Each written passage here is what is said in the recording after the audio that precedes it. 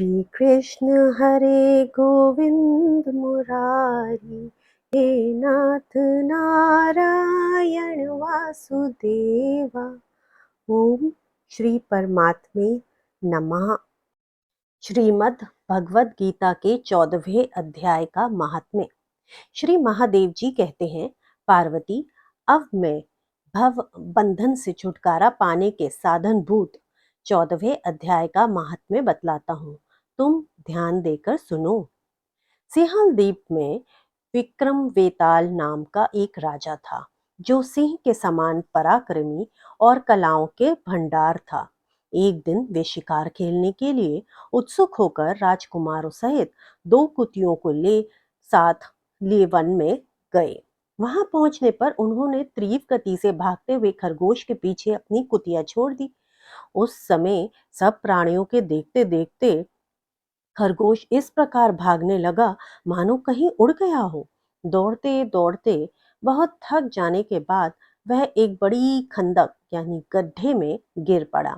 गिरने पर भी वह कुतिया के हाथ नहीं आया और उस स्थान पर जहां पहुंचा, जहां का वातावरण बहुत ही शांत था, वहां हरिण निर्भय होकर सब और वृक्ष की छाया में बैठे रहते थे। बंदर भी अपने आप टूटकर गिरे हुए नारियल के फलों और पके हुए आमों से पूर्ण तृप्त रहते थे। वहां सिंह हाथी के बच्चों के साथ खेलते और सांप निडर होकर मोर की पंखों में घुस जाते थे। उस स्थान पर एक आश्रम के भीतर वत्स नामक मुनि रहते थे, जो जितेंद्रिय एवं शांत भाव से निरंतर गीता के 14वें अध्याय का पाठ किया करते थे।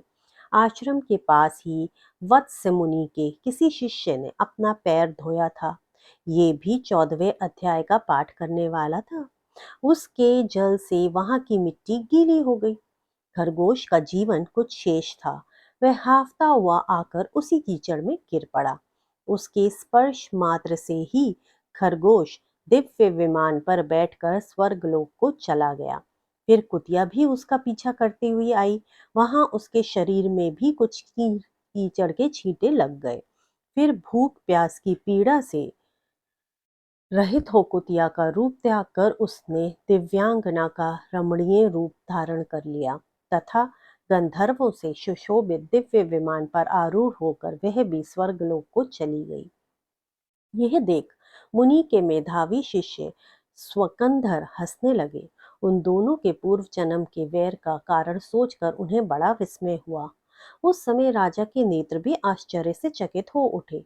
उन्होंने बड़े भक्ति भाव के साथ प्रणाम करके पूछा, विप्रवर, नीच योनि में पड़े हुए दोनों प्राणी कुतिया और खरगोश ज्ञानहीन होते हुए भी स्वर्ग में चले गए, इसका क्या कारण है?